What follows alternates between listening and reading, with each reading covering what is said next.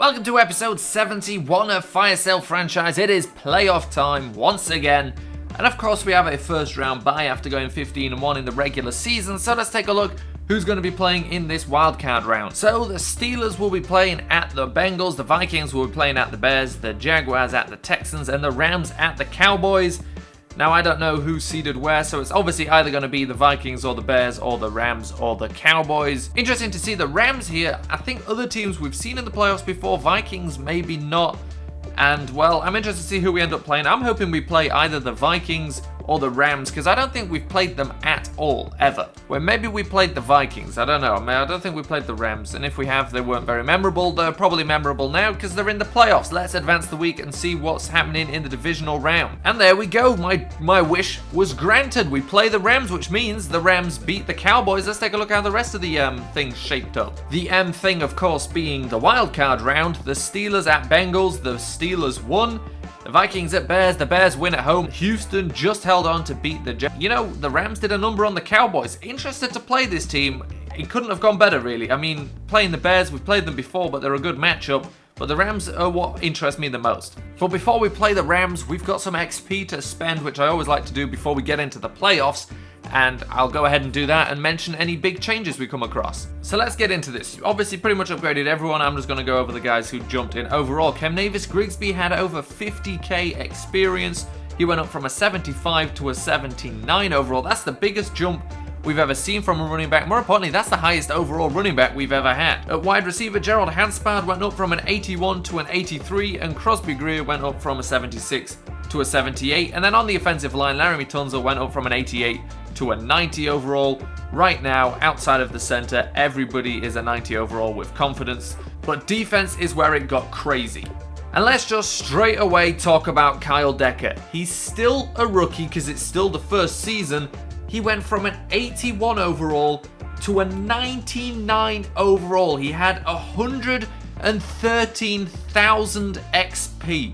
I have never seen that high a number for anybody, and obviously with 113k, it wasn't hard to get him up to this kind of overall. It's ridiculous. He's got 99 power moves, 99 finesse moves, I think 99 block shedding. We got his strength up, his speed we were able to get up. Absolutely everything was improved. No surprises at 99 overall. I mean, he got 20 sacks as a rookie. We thought we hit the jackpot with Ryan Tatum, and honestly, we obviously still hit the jackpot with Ryan Tatum, but then we take the guy who played with him at Michigan State, the guy who stayed for a year longer, and he's probably, well, easily from the overall, they're saying he's basically the best defensive end in the NFL. There may be another 99 overall, but he's only just as good as him. He's not any better than Kyle Decker. Kyle Decker is right up there at the top. Then everybody else didn't really improve too much. Ronald Darby, however, went up from an 85 to an 87, now running at an 89 with confidence. Jameson Nickerson's at a 95 overall with confidence. Look at all these A grades everywhere. This team is something else. And then the specialists as well. Our punter, our rookie punter, who's not done too much this season, but has done well when needed to. He had, I think, like 48,000 XP. He went up from a 72 to a 77, I think. He already has great kicking stats. It's just the awareness that has his overall down. He's like Brennan Thomason. Once we were able to get awareness up for Brennan Thomason because we couldn't afford the other upgrades, he jumped to a 90 overall. He would be the exact same with better awareness. And now we have the most ridiculous team, obviously, we've ever had, because the team only ever gets better pretty much every time we upgrade anybody. So, the best team the Saints have ever had. I will say that, the best team the Saints have ever had. This is the NFL Super Team. I don't think there's ever been a better roster than this anywhere ever. And we're about to go meet these Rams, I think for the first time ever. And let's get into this first playoff game. As I now look at this team here with Jared Goff and Todd Gurley, I start to think, actually, I think we have seen them before. And we've got them on 2nd and 8 here at the 27-yard line. They get a quick pass out. Jameson Nickerson in with a tackle. We've got them 3rd and 2. A chance to get them off the field, but they complete the pass to Tavon Austin. Keep moving downfield, and they've got a 2nd and 8. 45-yard line. Playing a screen. Todd Gurley got a lot of space to move. Runs over the first defender, is then tackled by Eric Nickerson. And we've got him on 3rd and 21. Finally got a chance to get him off the field, and we do it there with Kyle Decker getting the sack.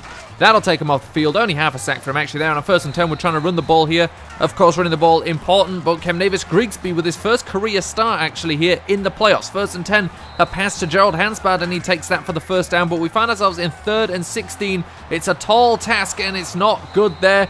Lucky it wasn't intercepted in all honesty, and the Rams get the ball back after we punt away, and there's a completely terribly missed tackle there, and Todd Gurley's off now. Got a couple of guys chasing him, finally caught by Ronald Darby once he crosses the 30-yard line, and the Rams on 3rd and 6 looking to get this first down, but he's just throwing it away there, Goff, as everybody was pretty well covered. So the Rams settle for a field goal, go up 3-0. A completion there to Gerald Hansbad over the middle. We're trying to move the ball through the air right now. 1st and 10, a pass downfield to Crosby Greer, but it was too far away from him. 2nd and 10 on the 44-yard line. Sitting, throwing one deep for Hansbad, who makes the catch at the sideline, stays in bounds. 1st and 10 again now after that completion. It's another throw down the sideline to Gerald Hansbad, and it's pass interference on the defense.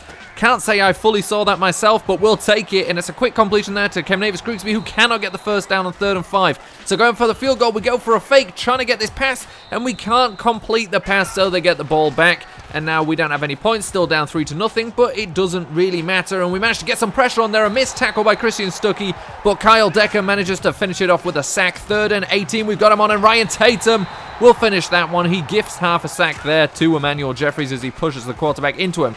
Now Kemnavis Grigsby looking to run the ball. Almost was able to take it a lot further, but it's still a nice pickup. 1st and 10, it's a play action, throwing it there to Gerald Hansbad again, letting him do a lot of the work right now. Gerald Hansbad, a key part of our offense here in the playoffs. 3rd and 17, going that direction again, cannot make the catch. It would have been short of the first down anyway. We settled for the field goal that time, so the score is now 3-3, and Ryan Tatum should have been able to catch that one. Wasn't able to track the ball. The Rams going for a screen here. They got us with one earlier, and Todd Gurley with a spin move breaks free again. Todd Gurley again off to the races. Edgerton Fillen coming over the top, able to push him out of bounds and stops that getting much worse. So the Rams with the ball at the 25-yard line now. 2nd and 10, a terrible attempted tackle there, and Austin is able to go into the end zone for the touchdown. The Rams take the lead. They already had the lead earlier, but they're now up 10-3. So Lance Sitton got to do something here. Under some pressure. Managed to get that ball out to Hansbad, though. And Hansbad is able to take this in for a touchdown with only 30 seconds left in the first half. Gerald Hansbad gets a 76-yard touchdown. So we start the second half with the ball on 2nd and 10, looking for Crosby Greer here on a crossing pattern across the field. And Crosby Greer on his first reception of the game manages to pick up 20 yards. 1st and 10 now from the 48-yard line. Sitting going for Hansbad. He's hit, cannot hold onto the ball. You kind of expect better from him. Now we're looking at Kemnavis Grigsby here, who catches it, gets hit, but he holds onto the ball, gets the ball to the 28-yard line. 2nd and inches now at the 18-yard line. And it's a completion there to Will Judy. Will Judy not able to get around that defender, but still he's inside the 10. 1st and goal on the 8-yard line. A quick pass to Crosby Greer. That's his second catch of the game, and it's a touchdown. Not a bad collection of catches there for him. 1 for 20 yards, 1 for a touchdown. Now the Rams back with the ball, and it's a completion short of the first down, and we managed to tackle him, so we've got him on 3rd and 3. Can we get them? Yes, we can. They tried to run it, but Eric Nickerson, Christian Stuckey in on the tackle, so we get the ball back. 2nd and 3, it's a play action. Sitting, rolling out, throws it to Kirby Lott. He picks up the first down. We've got quite a way to move right here, right now at the 23-yard line. Lance Sitton rolling out to the right, under some pressure. Lofts it up for Hansbad, though, who catches it, gets tackled at the 45-yard line. 1st and 10 from that position now. Sitton with a quick pass out to Hansbad again. Hansbad getting away from the first defender, cannot get away from the second guy. He's pushed out of bounds, and now we're handing the ball off again to Kemnavis Grigsby, who manages to find some space, pick up the first down on the run. 2nd and 8 now. We're going for a quick pass to Hansbad, catches it, gets the first down, 4 yards away from the goal line. 1st and goal now, looking for an easy completion there to Hansbad, running across the field, getting away from everyone, and he gets the catch for the touchdown. The score now 24-10 as Todd Gurley breaks through a bunch of tackles. Todd Gurley tackled after picking up the first down and having to fight for it. 1st and 20 here. Todd Gurley breaking some more tackles, but that did nothing but the injury timeout there on Eric Nickerson, who is now injured and out for the rest of the game. 2nd and 19, a pass to Todd Gurley. We managed to stop him just short, but it's 3rd and 4. Can we get him off the field here? It's a quick rush, but we do not get to him in time. Antoine Dyson making the tackle after they pick up the first down. 1st and 10 at the 37-yard line, and Kyle Decker comes in. Ryan Tatum not able to pick up the ball. The Rams recover it. Kyle Decker again making the tackle there on the lineman who picked the ball up. We had a chance there for a turnover, didn't get it. 3rd and 23 now. Jared Goff in the pocket, finds his man eventually, Austin, who is tackled. Not able to pick up a first down. 4th and 8, they go for the field goal, and they cannot get it. Bounces off the right upright, so the Rams still down 14 points right now. About 8 minutes left in the 4th quarter right now, and Crosby Greer, they're fighting out the first tackle, being tackled out of bounds. 1st and 10, Sitton rolling to the right, under a little bit of pressure, but he's okay. Decides to cut it upfield himself instead, and he was going out of bounds, but Aaron Donald, when he tackled him, pulled him back in and was able to get the ball out. Sitton clearly making a beeline for the out of bounds there, but tackled back in bounds by Aaron Donald. A great play by him. 1st and 5 here. Pressure again on Jared Goff, and the ball is out again, and Ryan Tatum this time is able to pick it up. This time Ryan Tatum has no defenders around him, or rather should I say offensive players. Nobody near him to stop him, and Ryan Tatum in for a touchdown. The score now 31-10. 6 minutes left in this game. Antoine Dyson coming in with a big hit there to stop that being completed pass. 3rd and 5, they go for the screen. Ryan Tatum not able to make the tackle. Now Christian Stuckey also not able to make the tackle. Jameson Nicholson finally making it, and Christian Stuckey was injured on that broken tackle. So if Ryan Tatum had just made it, that would have never happened. And now we're missing Christian Stuckey as well. 4th and inches, they complete to Todd Gurley. He's been the offense and some so far in this game, and they're trying to run it through him still. 3rd and 2 now, 7-yard line. It's another completion to Todd Gurley at the sideline, falls out of bounds. 1st and goal at the 3, pressure coming, but they managed to complete there for the touchdown, but it's a flag holding, so it's 1st and goal at the 13 now. 1 minute 49 left in this game. They still technically have a chance if they manage to score here, maybe get an onside field goal recovery. 2nd and goal, 5-yard line. Jared Goff has got to throw it, starting to run out of time, completes there. Player again tackled inbounds, just short, and after a false start, 3rd and goal, 6-yard line. Jared Goff again just stood there. Nobody open right now, throws it in. Darren Stanley breaks it up. He cannot get through the goal line right now. 4th and goal, again on the 6-yard line. Goff again with plenty of time. Nobody open right now. Finally there is, and he manages to squeeze it into Austin for another touchdown. They went for the onside kick, weren't able to get it. Sitting though, as he's hit, fumbles the ball. We've got to get it, but no, the Rams recover. Aaron Donald with the fumble recovery. The Rams now looking for a quick, easy completion there for the touchdown. And now this game's looking a little bit closer. The score 31-24, and we're not able to recover this onside kick. The Rams get it. They've got a chance now. 24 seconds left in this game, but Jared Goff is hit by Emmanuel Jeffries, loses the ball. Ryan Tatum recovers it, and we manage to just run out the clock here as long as we get a 1st down with Cam Davis-Grigsby, and he gets around that defender, picks up the 1st down, and we win the game. And there we have it. We win our first playoff game, and, you know, the Rams brought a little bit more than I was expecting, but like I probably said at the start of the commentary, I feel like we have played him before. As soon as I thought about Jared Goff, I feel like this isn't the first time we've gone up against him. And he is very good. He showed us something today. However, we managed to get the better of them. And Lance Sitton finished the day with an 82% completion percentage, 3 touchdowns, no interceptions, 329 yards. Rushing, Cam Davis-Grigsby 9 for 49, 5.4. Lance Sitton 3 for 11, 3.6, with 2 fumbles mixed in there. But, you know, we absolutely got it done, and Gerald Hansbard was a huge part of that. 11 receptions for 212 yards, 2 touchdowns, 4 for 39 for Cam Davis-Grigsby. Crosby Greer 3 for 47 and a touchdown as well, and then just a couple for everybody else. We'll take a look at the Rams receiving. Todd Gurley went with 11 catches as well for 132 yards. This was truly a look at the Rams of this real life next season, because what we had was them playing a 3-4 scheme and Todd Gurley being used as a receiver as well. All of the things we're supposed to be seeing next season, and that we saw it here from these Rams. And, you know, it worked out well for them. They were here in the playoffs. We did beat them, but we are, after all, the best team in the NFL. And Exil Browner allowed 1 sack, apparently. Leaders in tackles. Kyle Decker with 8. Eric Nickerson with 8. Tackles for loss. Again, Kyle Decker with 2. Eric Nickerson with 1. Quarterback sacks. Kyle Decker with 3.5. Emmanuel Jeffries with 2. Ryan Tatum with a half a sack that he kind of just gifted to Emmanuel Jeffries, one of those halves. Interceptions, none for us. Forced fumbles, however, we do have 2 from Kyle Decker, 1 from Emmanuel Jeffries, and 2 fumble recoveries for Ryan Tatum. One of them returned 43 yards for the touchdown. Defense got it done in this game. Offense got it done in this game. And if we keep playing like this, although we did lose Christian Stuckey, I think we can expect to see ourselves in the Super Bowl again, but we've got to find out who we're playing next week. And I say got to find out, it showed you on the bottom ticker already who we're going to be playing next week.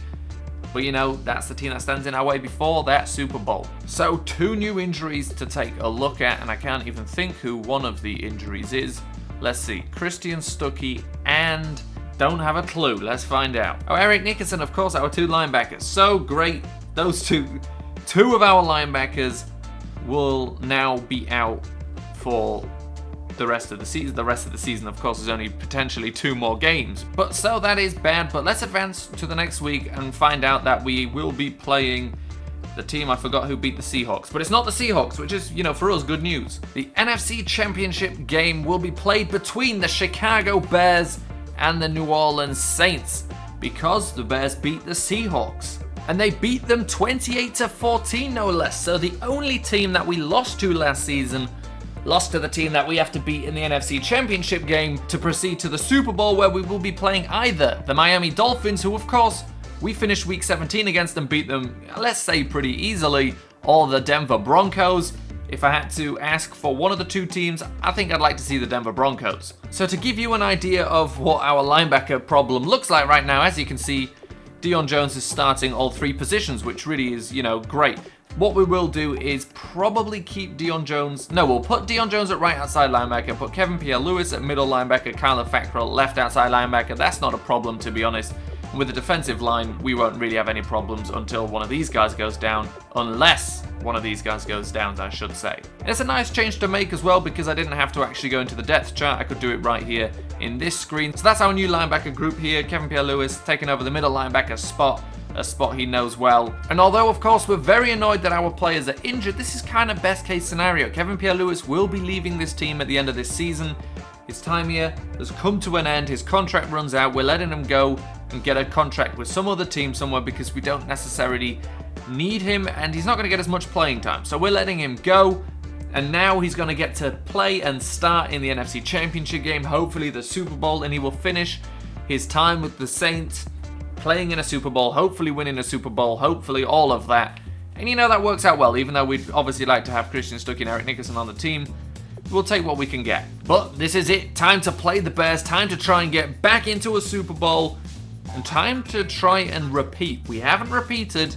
We've won 2 Super Bowls, but we haven't repeated. This is our chance now. Well, actually, it's our chance to get the chance to repeat, but this game's very important, of course. It's the playoffs. So here we have them, the Bears, with Gabriel Bidwell, arguably the best quarterback in the NFL, leading the team. There's a nice stop there by Kyler Fackrell, though, as they try to screen. Now they're trying to run to the outside, and it's not a great bunch of tackles, but it is enough to stop them there at the 40-yard line. And our 3rd and 8, chance to get him straight off the field. We need to stop Gabriel Bidwell doing a lot to start this game, and we managed to stop him there.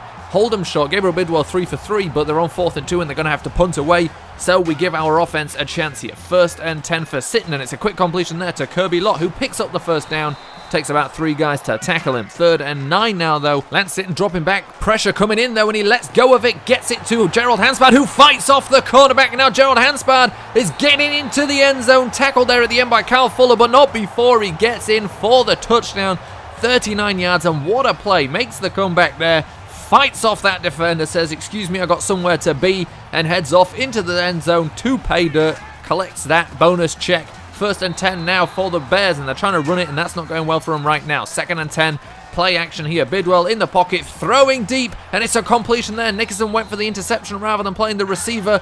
Maybe that's a mistake he'll learn from pretty quickly. And a 3rd and inches, Deion Jones in with the hit there on the running back, not able to complete, so they had to settle for a field goal. Lance Sitton now, throwing over the middle direction. Crosby Greer broken up. It's not just broken up, it's also picked off by Adrian Amos for the interception. Somehow managed to get that. Greer had his hands on it, but it just came out there as Fuller came in, and then Amos was able to pick it off. 2nd and 10 now for the Bears. Trying to play this screen, absolutely nowhere to go with the ball, and he gets sacked. 3rd and 16. Bidwell again in the pocket. Kyle Decker bearing down on him.